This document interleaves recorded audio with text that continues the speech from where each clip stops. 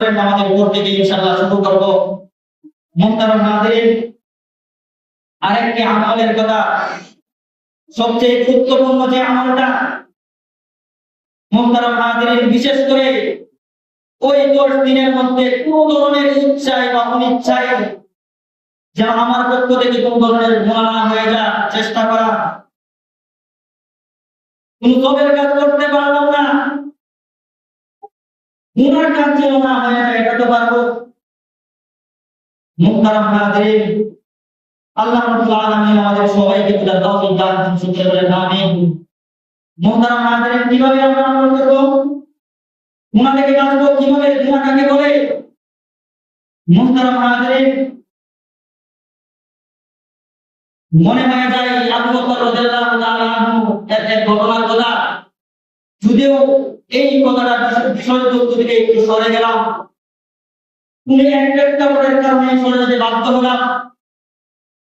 মুহতারাম হাজিরিন, স্মরণ হয়ে গেল এই মুহূর্তে আবু বকর রাদিয়াল্লাহু তাআলা আনহু এবং তার ছেলের ঘটনাটা।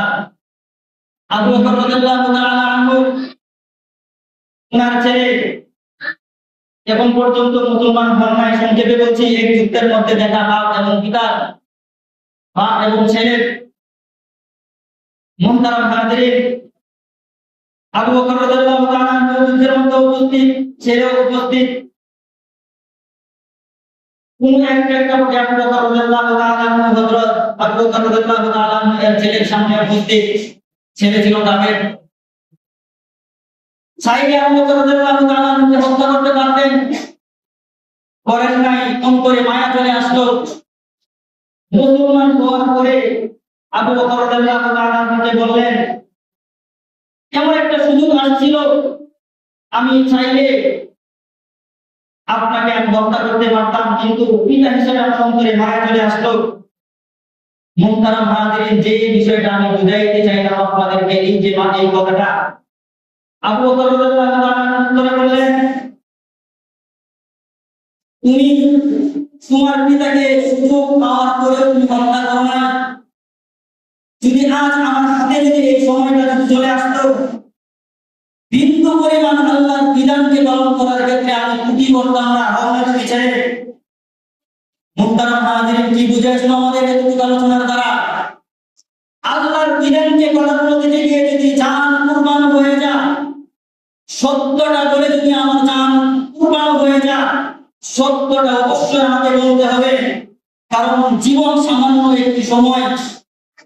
মুহতারাম হাজিরিন, কোন একটি প্রেক্ষাপটকে সামনে রেখে এই কথা বলা উচিত।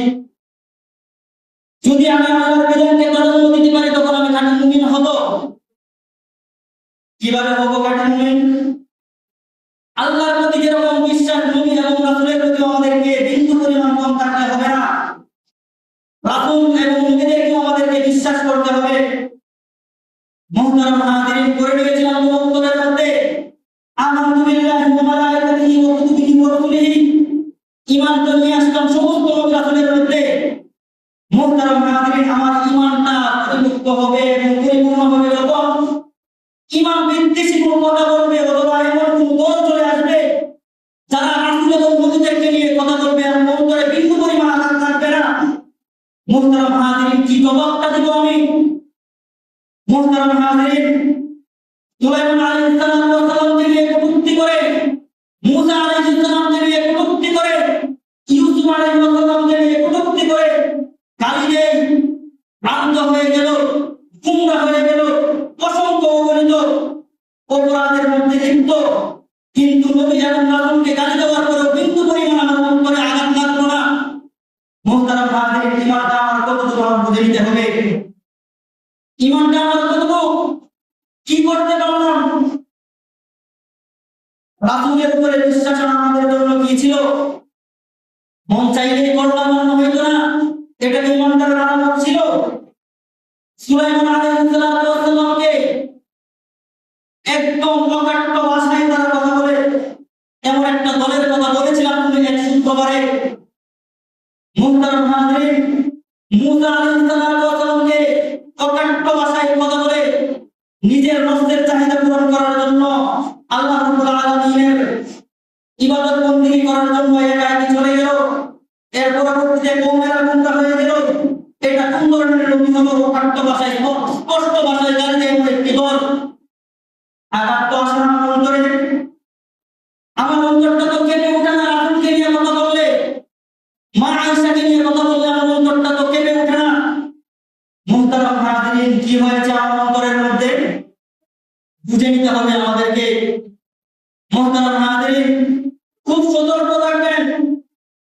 হয়তো যে কোনো দলই হোক না কেন, আবু বকর রাদিয়াল্লাহু তাআলা যেরকম স্পষ্ট ভাষায় সেদিকে করে দিয়েছিলেন, আল্লাহর বিধান পালন করার ক্ষেত্রে আমি বিন্দু পরিমাণ ত্রুটি করতাম না। তুমি ছেলে হোক, যা কিছু হোক না কেন, এই ভাষাকে ব্যক্ত করে বলতে চাই, নবী এবং রাসূলকে নিয়ে কটূক্তি করলে কে কোন দল করে, কে কি বললো, কে আমার বাবা হবে, কে আমার ভাই হবে, এটা দেখার আমার সময় নাই।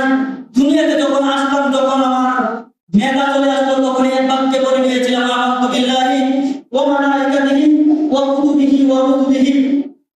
রাসূলদের প্রতি আমাদের বিশ্বাস। মুহতারাম হাজিরিন, যারা এগুলো করেছেন, ঘৃণা করবেন তাদের ওই কাজটাকে, ব্যক্তিটাকে না। আল্লাহ রাব্বুল আলামিন সঠিক ভুল না করে সকলে বলেন আমিন। মুহতারাম হাজিরিন, সময় শেষ, সময় আর এক মিনিট। যেহেতু আমরা আরেকটি শুক্রবার পাবো, বলার উদ্দেশ্য ছিল এই শুক্রবারে কোনো একটা ঘটনার কারণে বলতে পারি না। ইমানের দায়িত্ব হিসেবে কয়েকটা কথা বললাম, জানি না আপনারা বুঝছেন কতটুকু। মুহতারাম হাজিরিন, আল্লাহ রাব্বুল আলামিন আমাদের সবাইকে বুঝার তৌফিক দান করুন, সকলে বলেন আমিন। মুহতারাম হাজিরিন, আরেকটা শুক্রবার আমরা পাবো, একটা কথা না বললেই নয়। আমাদের অনেকের মনে একটা প্রশ্ন আসে যে কুরবানি আমি দিব কিনা।